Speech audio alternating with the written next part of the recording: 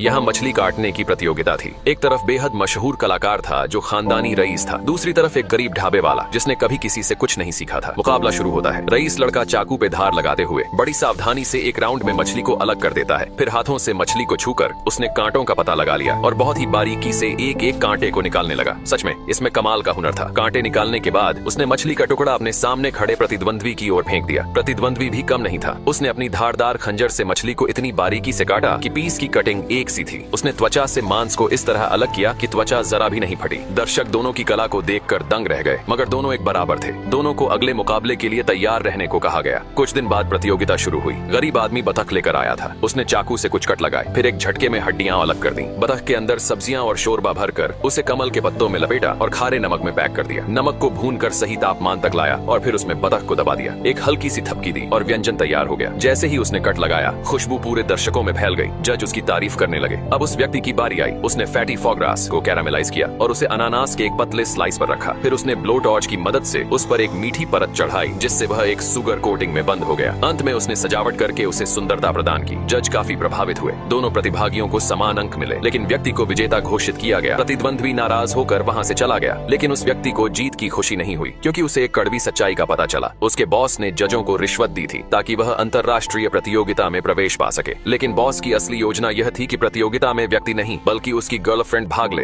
असली झटका तब लगा जब सामने आया कि वह लड़की पहले से ही बॉस के साथ मिली हुई थी और उसी ने एक चौंकाने वाला राज उजागर किया। उस व्यक्ति की स्वाद की क्षमता, सेंस ऑफ टेस्ट, काफी पहले ही खत्म हो चुकी थी। वह तो बस अपनी विश्वसनीय रेसिपी नोटबुक के सहारे खाना बना रहा था। हताश होकर वह आदमी सड़कों पर भटकने लगा। तभी उसकी मुलाकात उसी पुराने प्रतिद्वंद्वी से हो गई। दोनों ने पूरी रात बातें की और एक दूसरे के प्रति सम्मान और समझ का रिश्ता बना। उन्होंने मिलकर अंतरराष्ट्रीय प्रतियोगिता में एक साथ भाग लेने का निश्चय किया। प्रतियोगिता शुरू हुई। कुछ शेफ स्क्विड काटने में व्यस्त थे, कुछ सुशी बना रहे थे, लेकिन ये दोनों चुपचाप पारंपरिक पत्थर की चक्की से सोयाबीन पीस रहे थे। उन्होंने एक साधारण सा लेकिन लाजवाब व्यंजन तैयार किया, टोफू। दूसरे भव्य और आकर्षक व्यंजनों के सामने उनका टोफू बहुत सीधा सादा लग रहा था, मगर जैसे ही जजों ने उसे चखा वे दंग रह गए। उस टोफू में छिपी थी एक अद्भुत तकनीक। उसमें गर्म चॉकलेट को तब मिलाया गया था जब वह अर्ध ठोस अवस्था में था। ऊपर से शहद की छोटी छोटी गोलियां रखी गई थीं, जो मुंह में फूटते ही मिठास फैला देती थीं। इसके साथ ही उन्होंने उसमें सिकुआन मिर्च के दाने डाले थे, जो उस मिठास में हल्की झंझनाहट जोड़ते थे। एक ऐसा संतुलन जो स्वाद को बिल्कुल नया अनुभव देता था। और अंत में व्यक्ति की शानदार सजावट, प्लेटिंग ने जजों को पूरी तरह मोहित कर लिया।